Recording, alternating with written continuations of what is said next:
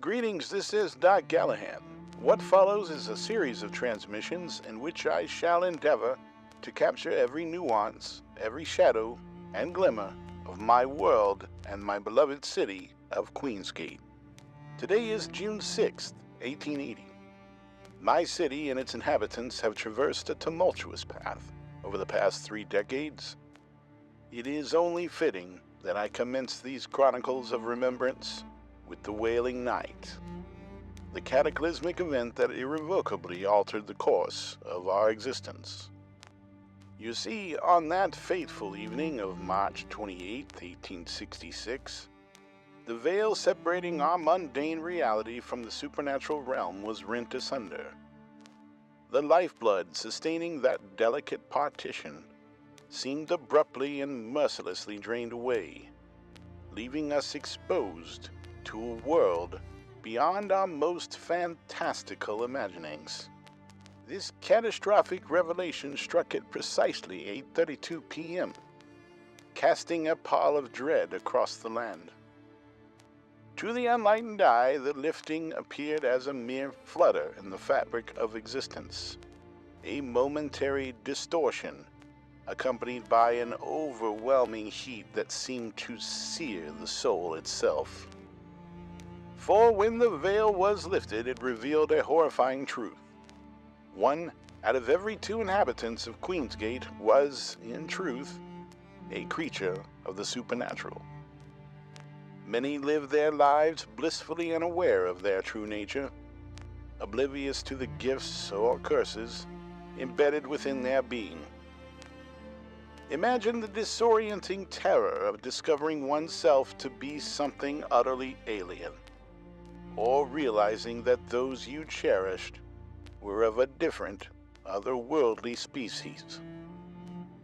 Words fail to capture the sheer terror of that night. We christened it the Wailing Night with good reason. I have chronicled the first 3 casualties of that dreadful evening, each a supernatural entity revealed in the most brutal manner.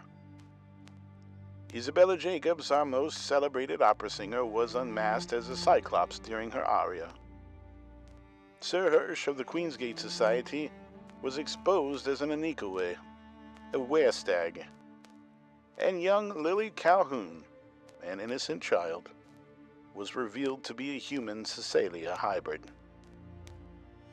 All met a grisly end at the hands of those they trusted and loved, slain by kin and admirers, driven mad by fear. In the end, 42 victims of that terrible night would find their way into the Queensgate morgue, proving we are not much more than violent, impulsive animals. Yet the lifting of the veil did more than expose our deepest flaws as sentient beings. It unleashed upon us ancient and arcane magics, eldritch forces that had lain dormant, now rampant once more in our world. Our society descended into chaos and civil war, a brutal conflict that raged for nearly 4 years. Humans, in their fear and ignorance, termed it the war against the cursed.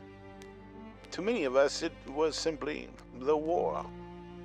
This vicious struggle culminated in the battle for Queensgate in 1870, and at that battle's most devastating end, with no victor to claim the spoils, an uneasy truce was brokered. In the aftermath, we have, with painstaking slowness, learned to coexist. An integrated society has emerged, fraught with tension and unease. Some still yearn to see one side or the other chained and shackled, banished to the shadows. Yet under the aegis of the Empire, we stand united as its subjects. Let us not be lulled into complacency by this fragile peace. Beneath the veneer of harmony, a sinister, malevolent force lurks, imprisoned, only biding its time, yearning for the moment of its release. Until we meet again, I implore you, be vigilant and take care.